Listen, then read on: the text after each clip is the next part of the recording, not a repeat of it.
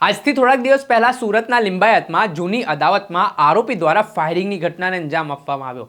છડેચોક કાયદા અને વ્યવસ્થાના ધજાગરા ઉડાવવામાં આવ્યા. ત્યારબાદ હવે આ આરોપીને મહારાષ્ટ્રથી લિંબાયત પોલીસે ઝડપી પાડ્યો છે અને તેને તેની ઓકાત પણ દેખાડી છે. શું છે સમગ્ર મામલો, વિગતે વાત કરીએ. વૈષ્ણવજન તો તેને કહીએ જે પીડ પરાઈ જાનાને રે. નમસ્કાર દર્શક મિત્રો, નવજીવન ન્યૂઝમાં આપનું સ્વાગત છે. હું છું ફૈઝાન.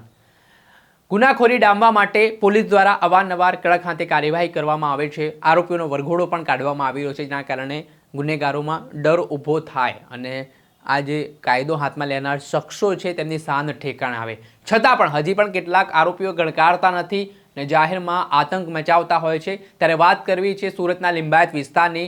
આજથી થોડાક દિવસ પહેલાં એટલે કે 19 ફેબ્રુઆરીની આસપાસ ભાર્ગવ પાટીલ નામનો જે આરોપી છે તેના દ્વારા જે ઉર્ફે પિન્ટુના ત્યાં લગ્ન પ્રસંગ હતા ને દરમિયાન ફાયરિંગ કર્યું હતું. આ ફાયરિંગની ઘટનાથી સમગ્ર વિસ્તારમાં ડરનો માહોલ સર્જાયો હતો. આ ઘટનામાં કહેવાય રહ્યું છે કે જૂની અદાવતમાં ભાર્ગવ પાટીલ અને અજય ઉર્ફે પિન્ટુ વચ્ચે વિવાદ થયો હતો અને આ વિવાદના કારણે ભાર્ગવ પાટેલે આ પ્રકારની ઘટનાને અંજામ આપ્યો. આ ફાયરિંગની ઘટના બાદ પોલીસ દોડતી થઈ હતી, જે મામલે પોલીસે આર્મ્સ તેમજ અલગ અલગ કલમો હેઠળ ગુનો પણ દાખલ કર્યો હતો. ઘટનાને અંજામ આપ્યા બાદ આરોપી જે ભાર્ગવ પાટીલ છે તે મહારાષ્ટ્રના જલગાંવ ભાગી ગયો હતો અને જેને લઈને પોલીસે તપાસના ધમધમાટની શરૂઆત કરી. હ્યુમન ઇન્ટેલિજન્સ અને ટેકનિકલ એનાલિસિસના આધારે તપાસ કર્યા બાદ તેનું લોકેશન મળ્યું અને ત્યારબાદ તેને મહારાષ્ટ્રથી દબોચી લેવામાં આવ્યો. અને ત્યાર પછી જે જગ્યા ઉપર જે સ્થળ ઉપર આરોપીએ ફાયરિંગ કર્યું હતું ત્યાં પોલીસ છે તે ઘટનાનું રિકન્સ્ટ્રક્શન માટે લઈ ગઈ હતી, જેમાં આરોપીની સઘન પૂછપરછ કરવામાં આવી. એ દ્રશ્ય સામે આવ્યા. આપ આ દ્રશ્ય જુઓ.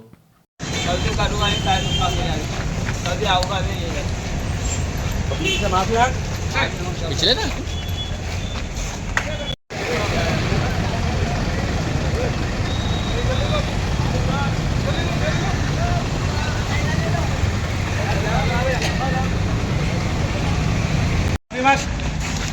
क्या बोलने का है वो तो सही है गुस्सागिरी गलती करूँगा नहीं, माफ कर दो ना तो सब जन माफ कर दो. બીજા કभी જે રીતે દ્રશ્યમાં આપ જોઈ શકો છો કે આરોપી લંગડાતો ચાલી રહ્યો છે. આ મામલાને લઈને શું કહી રહ્યા છે લિંબાયતના પીઆઈ, તેમને પણ સાંભળો. ગત 19/2/2026 ના રોજ સદર જગ્યાએ યોગેશ મારવાડી નાઓના દીકરાના લગ્ન પ્રસંગ હોય, જે અનુસંધાને યોગેશ મારવાડી અને તેમનો મિત્ર અજય ઉર્ફે પિન્ટુ રામસિંહ ગિરાસે નાઓ અહીંયા વાતચીત કરતા હોય તે સમયે સદર આરોપી આવી ગયેલો હોય અને તેમના ભાઈ તેમને એવો આરોપ છે કે સદર મરનાર આરોપીનો ભાઈ છે એનું મદદ થયેલું હતું, જે અનુસંધાને અંગત અદાવતમાં તેમણે અજય ઉર્ફે પિન્ટુ ગિરાસે નાઓના ઉપર પોતાના પાસે રહેલ ગેરકાયદેસર કટ્ટાથી ફાયરિંગ કરેલું. જમણા પગમાં ફાયરિંગ કરી અને જે તે વખતે ગુનાવાળી જગ્યાએથી નાસી ગયેલ અને એક આરોપી પકડી પાડેલ. ત્યારબાદ મહેરબાન પોલીસ કમિશનર શ્રી સેક્ટર 1 સાહેબ, ઝોન 2 સાહેબ અને મદદનીશ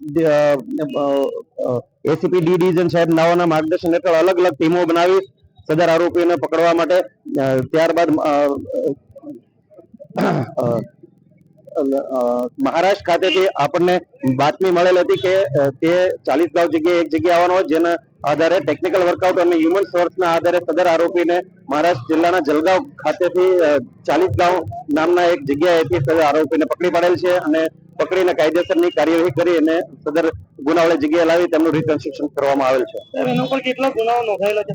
સદર આરોપીઓ ઉપર 34 જેટલા લૂંટ, murder, attempt two murder, robbery, snatching, firing ના અસંખ્ય ગુનાઓ નોંધાયેલા હોય અને જે અનુસંધાને તેને લાવીને કાયદામાં રહેશો તો ફાયદામાં રહેશો, તેમજ ગુનાવાળી જગ્યાએ લાવીને રિકન્સ્ટ્રક્શન પંચનામું કરવામાં આવેલ છે. ગુનાખોરી કરનારાને શું તમે ચેતવણી આપવા માંગો છો? ગુજરાત સરકાર શ્રી તેમજ નાયબ મુખ્યમંત્રી શ્રી તેમજ મહેરબાન પોલીસ સ્ટેશન કમિશનર સાહેબ શ્રી નાઓ તરફથી તમામ આરોપીઓને સૂચના છે કે જો તમે કાયદામાં રહેશો તો ફાયદામાં રહેશો. કોઈ પણ ચમરબંધી હોય કોઈને પણ છોડવામાં આવશે નહીં અને કડકમાં કડક પગલાઓ લેવામાં આવશે.